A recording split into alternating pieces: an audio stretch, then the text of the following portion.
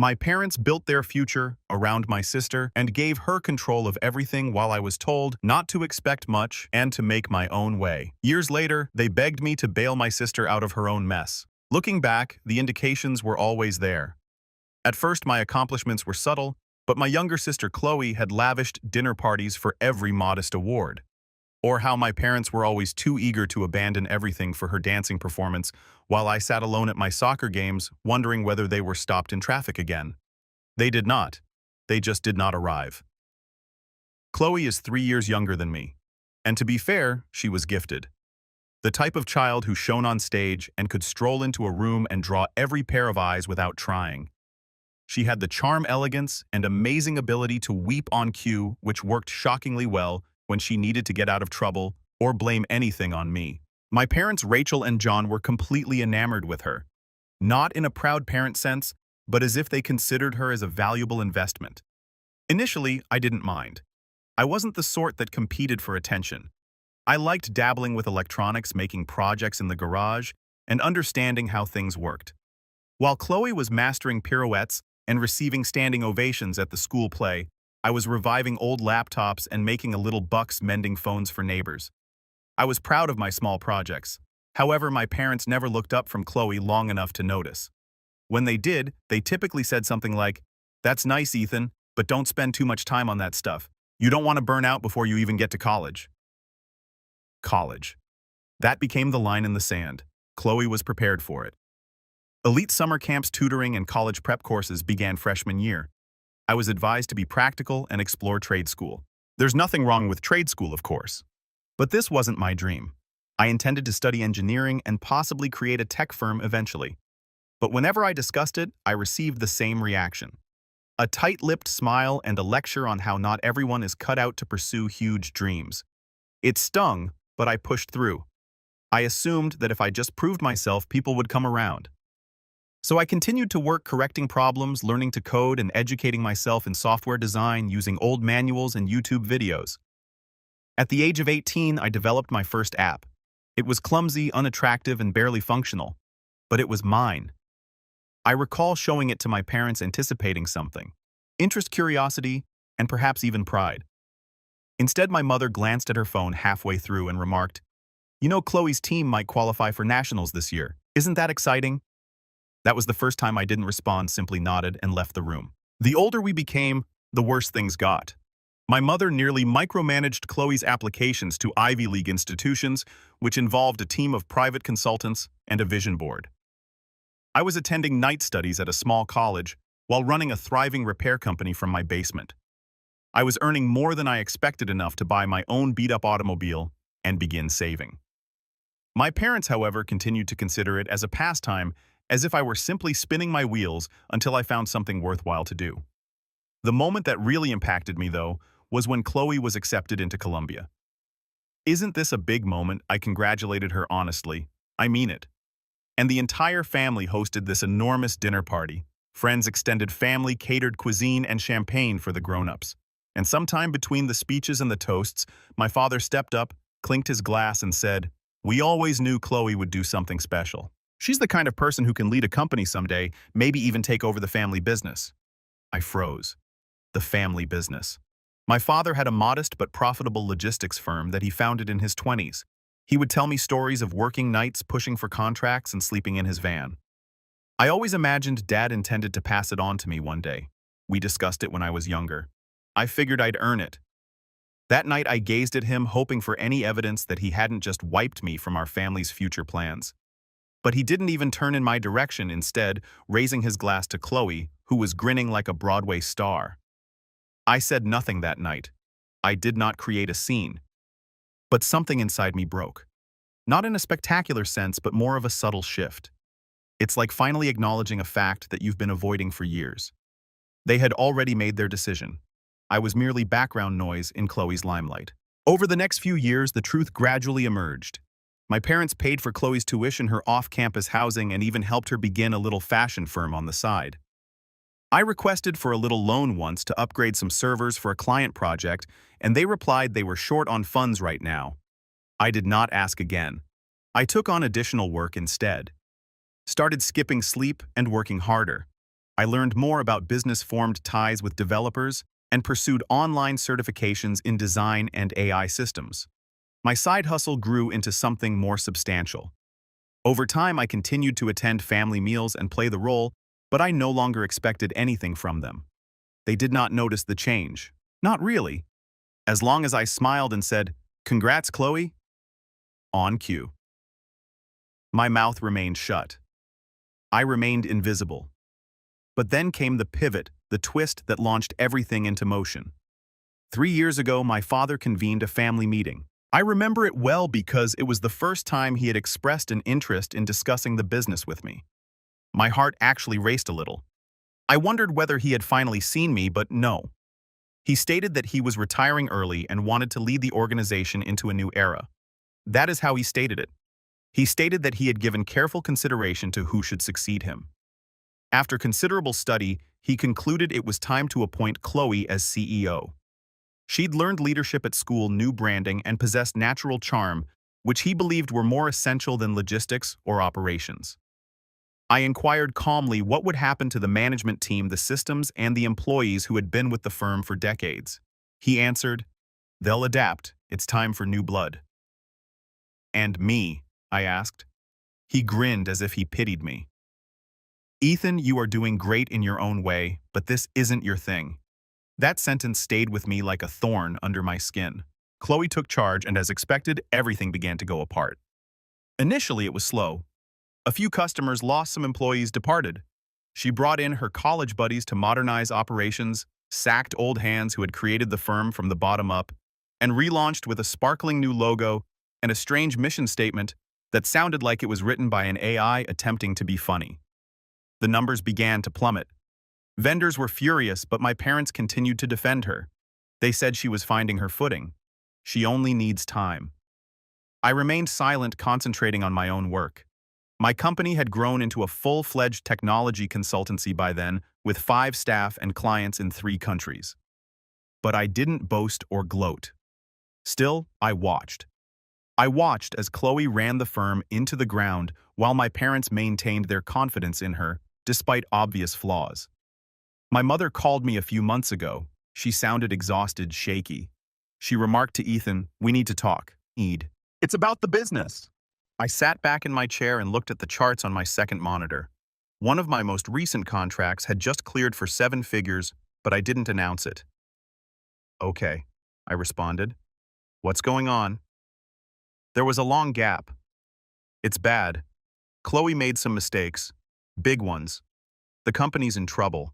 We're trying to figure out how to keep the lights on. We were wondering if you might stop over and have a look." That was the moment. The moment things began to change.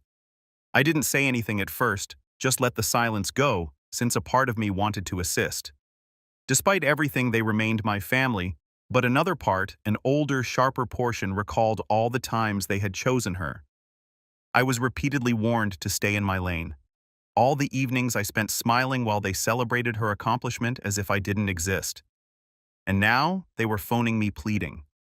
That was when I understood they had not just underestimated me, they had forgotten I existed. And now they were recalling at the worst possible moment, but I wasn't the Ethan they had put aside, and I didn't intend to save them quietly. I did not go to their residence immediately away. Not because I was attempting to be theatrical, but because I wanted to believe they needed me. After years as an afterthought, a shadow in Chloe's spotlight, it felt unusual that they reached out first. The next day, my mother texted me to follow up. "Ethan, I understand you are busy, but this is serious. Dad is worried. We could truly benefit from your insight." I almost chuckled at that realization, as if I hadn't been quietly establishing my own business while they devoted every resource to my sister's vanity projects. Nonetheless, I promised to come by later that week.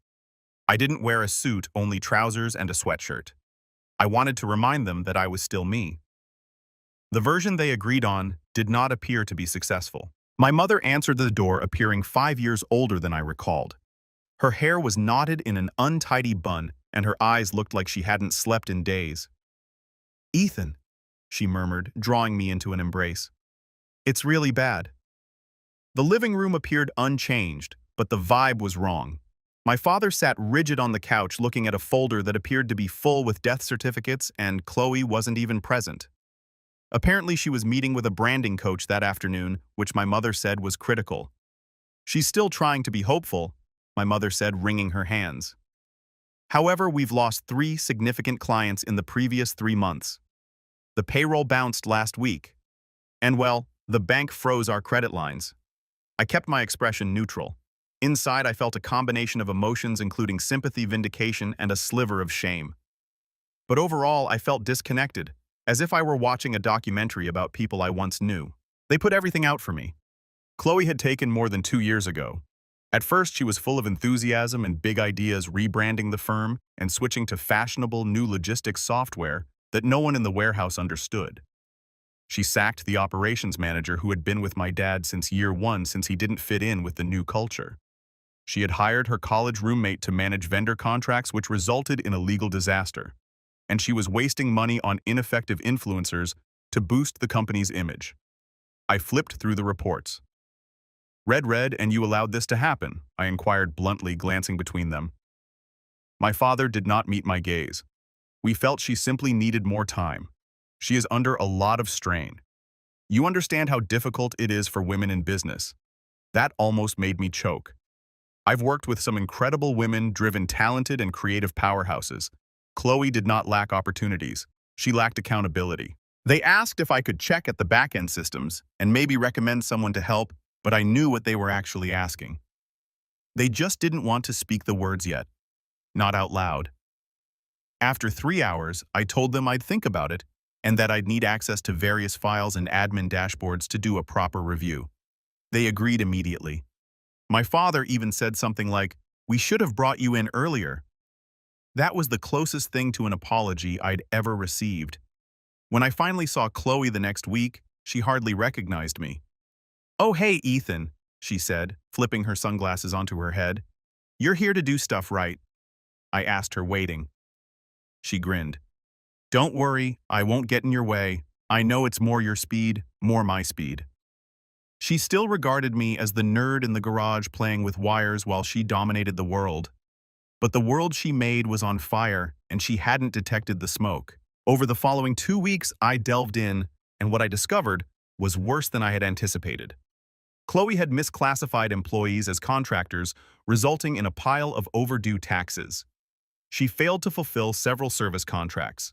A $55,000 marketing effort resulted in 0 ROI since the influencer she hired was shadow banned for deceiving followers. The CRM was a disaster. Orders were going through the cracks. Yet she was still earning a 6-figure income and expensing costly handbags as client presents. I prepared a 20-page report.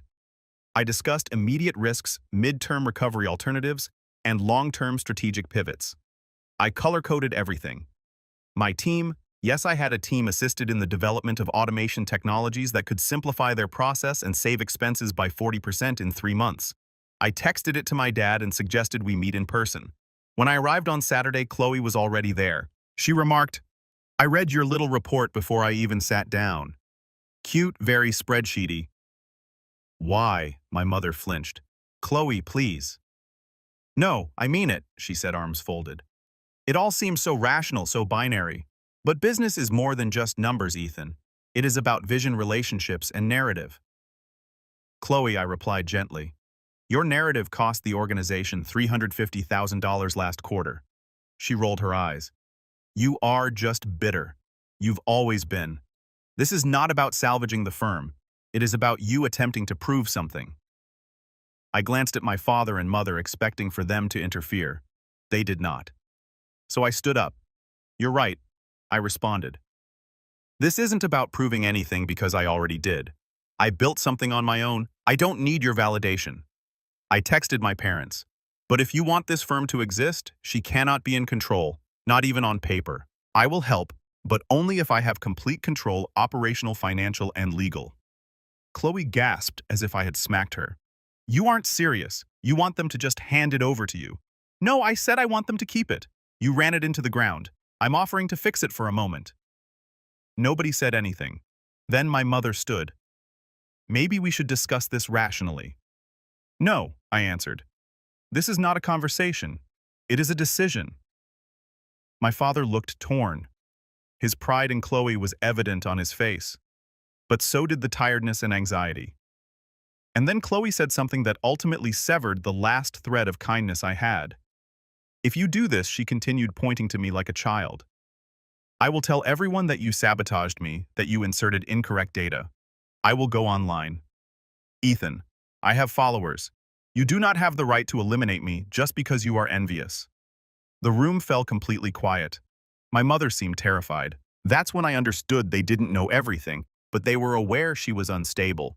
They knew she was reckless, yet they let her do it because they were afraid of ruining her perfect golden girl image, even as the house fell. I'm done, I stated gently. If you want my help, I need it in writing. Full authority. I'll have my lawyer send over a draft. You've got 60 hours. Chloe laughed, but there was no genuine sound in it, only air and despair. You think you're better than me? She whispered. No, I said, stepping toward the door. I know I am. Just as I was about to go out, my mother yelled after me, Ethan, please do not leave us. I hesitated, but did not turn back, since despite everything they had not spoken what needed to be said. I wasn't going to return until they did. I did not cry when I left the residence. I did not yell. I didn't hurl things, call my closest friend, or drown myself in liquor like a dramatic film character.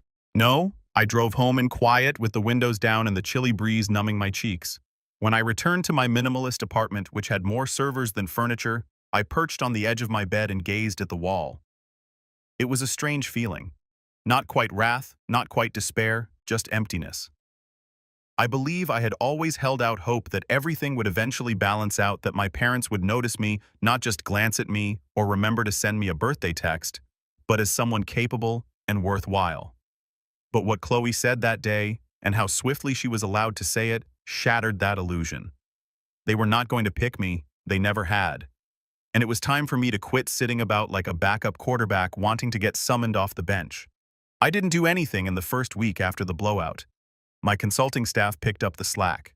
I had automated a significant portion of the administrative side, and our customer base was solid. We were okay. I was fine. But inwardly, I felt like I had been shattered. Not destroyed, but definitely stripped down to something raw and vulnerable. On day 8, I took out an old writing journal from high school. The cover was torn and bowed at the edges. Inside were doodles of my original concepts for an app I'd always wanted to make. It was probably simple, just a program to assist small firms monitor their inventories across many platforms. Back then, I lacked the ability to make it a reality. Now I did. That was when things clicked. If I was going to succeed, it had to be on my terms. No more awaiting their permission. No more attempting to prove anything to those who just knew how to ignore me. I was up all night till 4 a.m. laying out version 2.0. There are no distractions, no second guessing, only pure, concentrated effort. It felt pleasant and familiar, like going home to a version of myself I hadn't seen in years. That same week, I met with a mentor whom I had met through a startup incubator years before. Nina, a former Google employee, is now investing in underrepresented founders. I told her I wanted to pivot and develop something scalable, not just mend faulty systems for others, but to construct my own. She listened, asked questions, took notes, and then said something that stayed with me. They underestimated you. It's their loss, but don't make it yours either. So I got back to work. My consulting team believed I was crazy at first. Shifting our focus meant losing some stable earnings, but I had enough saved to keep us afloat for at least 8 months, if not longer. And I'd rather risk on myself than keep cleaning up other people's messes indefinitely. We started small with only me, an engineer named Adam, and a UX designer named Sarah. We met every day at my flat. There are no whiteboards or ping-pong tables, only laptops, coffee, and frenzied brainstorming. The idea was straightforward in concept, an easy AI-powered logistics platform for small to medium-sized organizations. One that could identify trends, provide solutions, and decrease overhead expenses in half without the need for a specialized IT personnel. I named it Glassline because it was designed to reveal what was previously unseen. Every shipment, every delay, every expenditure, and something about that name seemed personal. The first version was released in 8 months. It was not flawless, but it was clean, speedy, and most importantly, functional. We acquired beta users through LinkedIn contacts, and word of mouth spread quickly. By the end of year one, we had over 350 firms using it. I didn't collect a paycheck the entire time. I lived modestly.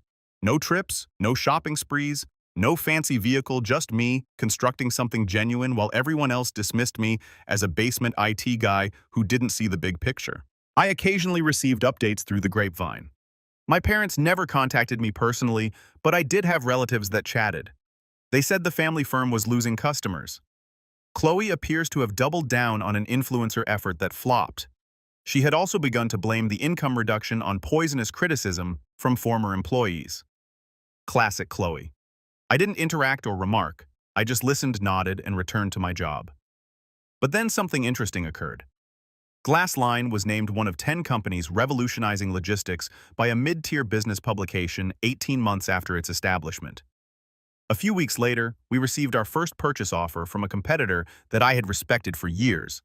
I declined not because I didn't want the money, but because it wasn't time yet. I didn't construct something only to cash out. I wanted it to develop and last, to be what people remembered me for. Not the child patching phones in the garage, not the person who was passed over for a failed CEO, but Ethan Shaw, the inventor of Glassline. A month later, I received a text from my mother. "Ethan, may we please talk?" I looked at it for a long time. The next morning, my father called me. I did not pick up, but suddenly something changed. I received an official email issued from the family company's domain. It was a formal request to consult on a last-ditch restructuring strategy.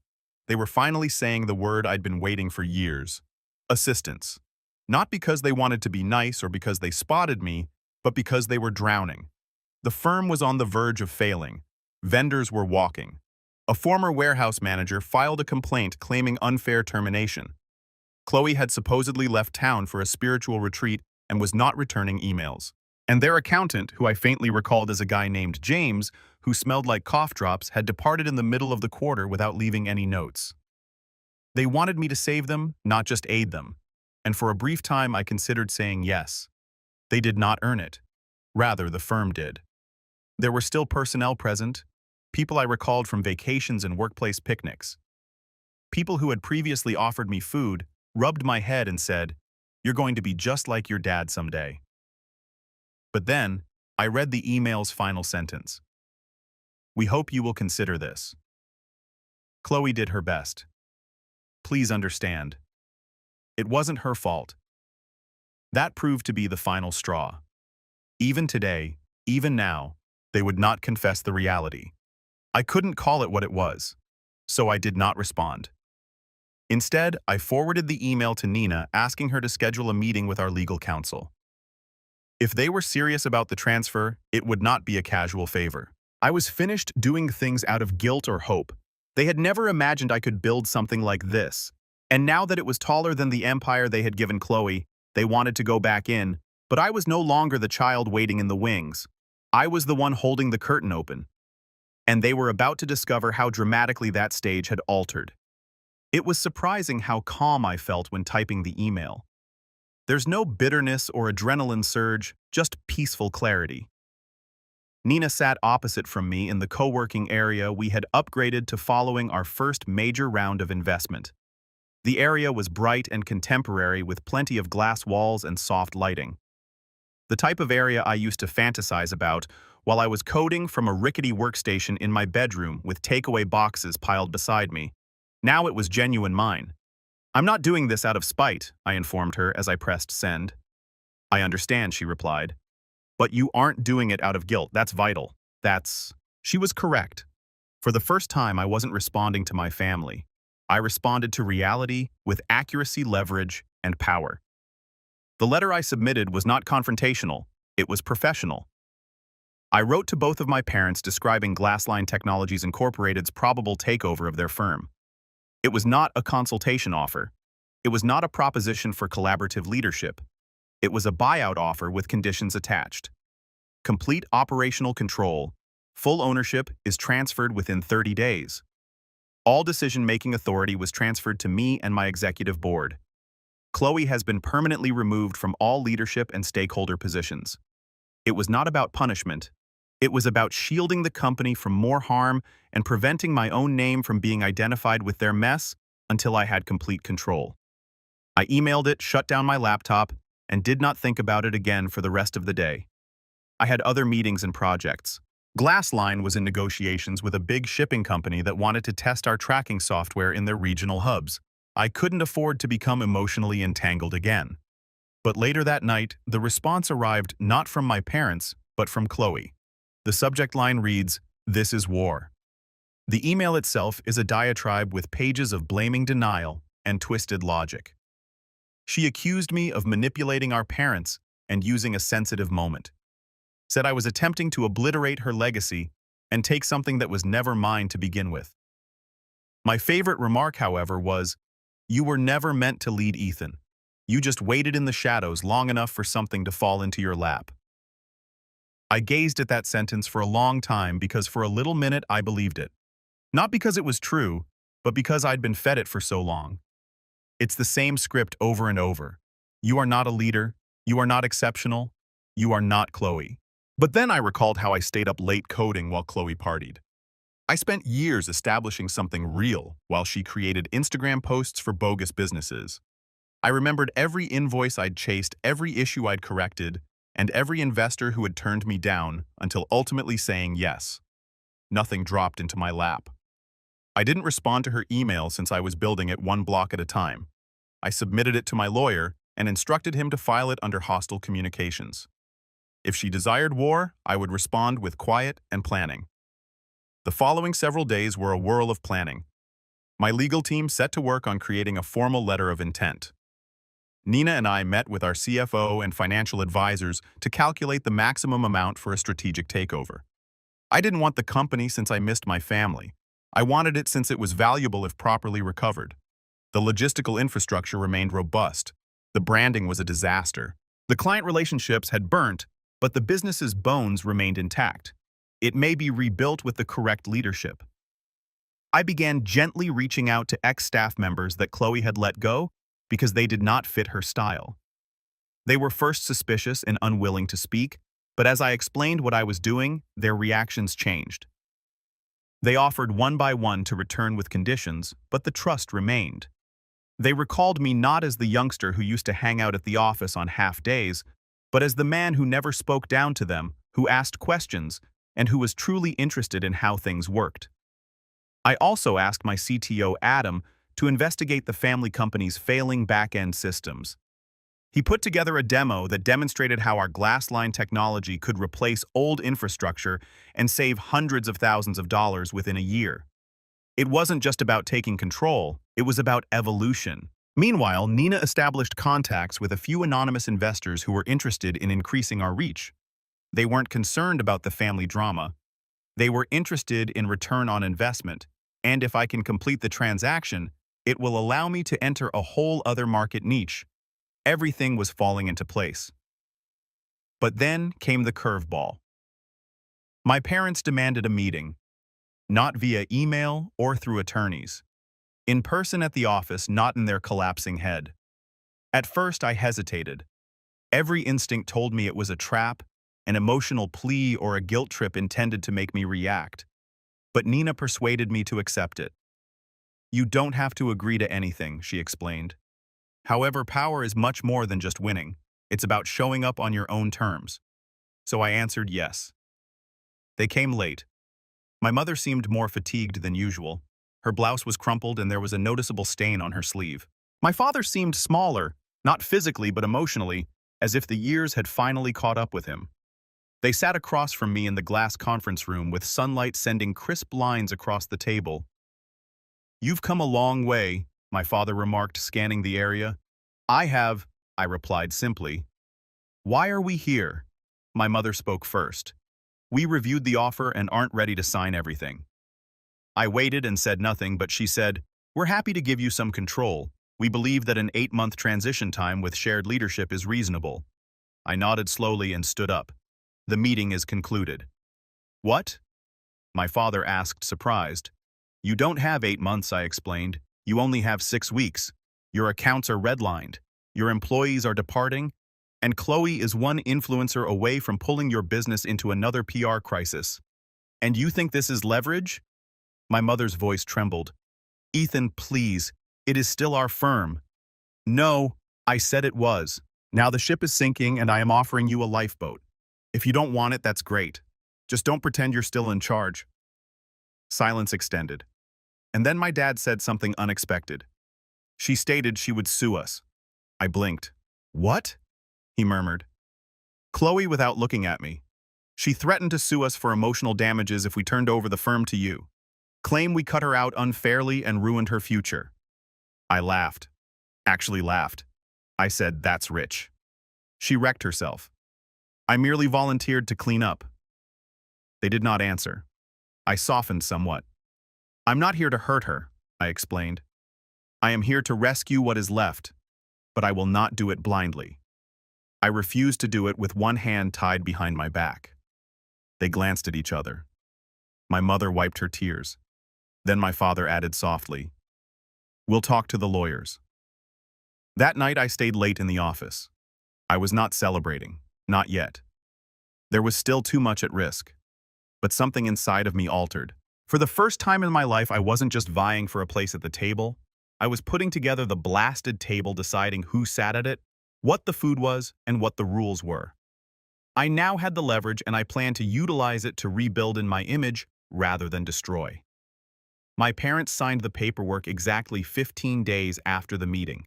It happened on a Wednesday morning at a lawyer's office that overlooked the metropolitan skyline. The meeting room was silent except for the shuffling of papers and the odd click of a pen. My mother did not look at me. My father's hand shook slightly when he signed the final page. Chloe wasn't present. She declined to attend, writing an angry email the night before that concluded, "You'll regret this. You'll all regret this." But I didn't regret anything. When the sale was completed, Glassline Technologies formally bought the family firm, rebranded it, reorganized it, and began the full-scale change. We dubbed it ShawLink not for ego, but for insight. The former corporation was polluted, bloated, and broken. ShawLink was clean, accurate, and expandable, and it was finally mine after 40 years. The first thing I did was wander through the ancient building. It was creepy. Dusty areas, unoccupied workstations, and broken vending machines. Half of the warehouse lights didn't even come on. My father had once told me that this corporation was his finest accomplishment, but under Chloe's guidance, it had turned into a husk. So we gutted it. Not totally, but just enough to bring life back. We brought in my Glassline staff. They upgraded the logistics systems, automating 50% of the manual operations, and introduced real-time shipment tracking with anticipated delays. It took weeks of working late, including weekends, but the energy was electrifying. Everyone felt it. Something major was happening. I personally rehired the 5 persons Chloe had sacked. David, the operations manager, nearly burst into tears when I entered the cafe where he worked and asked if he wanted to return. He didn't even inquire about my pay. He simply shook my hand and stated, "I've been waiting for this day for years." The staff gathering seemed different today. No more jargon or buzzword-heavy presentations. We discussed data outcomes and strategy, and people listened not because I demanded it, but because I deserved it. Then came the true payday. 3 months following the purchase, we secured a contract with a national medical supplier. They need efficient, discrete distribution throughout 12 states with no tolerance for delays. That suggestion would have brought down the previous corporation. ShawLink operated brilliantly, and revenue quickly quadrupled. Meanwhile, Chloe collapsed. Following the sale, she attempted to rally online support by creating a long, overly filtered video titled "The Truth About My Brother's Takeover," in which she portrayed herself as a visionary who had been brought down by corporate greed and patriarchal control. For about a week, her following, who were largely lifestyle aficionados and aspiring entrepreneurs, sympathized. Then images leaked, including emails, Bill's internal memos, and leaks from disgruntled employees. It turns out that pretending to be a CEO while operating a fashion blog does not sit well with real business people. By the end of the month, her credibility had been shattered. She lost sponsorships. Her branding coach dumped her. Even her preferred healing retreat in Sedona canceled her speaking appointment. She gave me a final message. "Congratulations. I hope it was worth wrecking your sister's career for a silly warehouse." I did not respond because it was not about her job. It was about everyone else she had walked on while attempting to construct it. My parents were silent following the transaction. For the most part, I heard from mutuals that my mother was ashamed to attend her reading club and that my father ceased discussing the company at all. They had not only lost the firm, but also the illusion. For years, they believed they were establishing a dynasty via Chloe, but they were actually propping up a house of cards. 6 months after the transaction, my father called. I let it go to voicemail. His voice was low and worn out. "Ethan, I just wanted to let you know that I noticed the piece in Forbes. You're doing something fantastic. I'm sorry I did not trust in you sooner. That should have struck me hard. It didn't because I no longer needed it. I had already won. Not only the firm or its performance, I redeemed myself. The version of myself I used to hide for their comfort. The child who repaired ancient phones and made app designs and composition notebooks. The adolescent who swallowed his pride whenever they urged, be realistic. They pretended that the man was doing well in his own small way. He wasn't small anymore. He was responsible for hundreds of employment families' income and suppliers' timely payment. And they were aware of it. Everybody did. We hosted a relaunch ceremony in our new offices, which is a contemporary structure on the outskirts of city. It was sleek, energy efficient, and outfitted with technology that made our previous warehouse appear antiquated. Customers flew in from all over the country. We introduced new alliances, discussed future development ideas, and celebrated ShawLink's next chapter. I stood on the main stage at the conclusion of the night. No script, no PowerPoint, just a microphone and a crowded room. I want to thank everyone who believed in the work before the rest of the world, I remarked. We did this along with those who remained faithful, got back up after every setback, and created something out of nothing. The applause was tremendous. I hopped off the stage and walked outside into the cold evening air. There were stars overhead, silent and beautiful. For the first time in years, I was not carrying anything. There is no hatred, no need for retribution, only tranquility. And there, I believe, was the true victory because in the end, they did not just underestimate me. They gave me the keys to prove them incorrect. And I did it quietly, tirelessly, without authorization, but on my own terms. And it was the last time I was nicknamed the Shadow.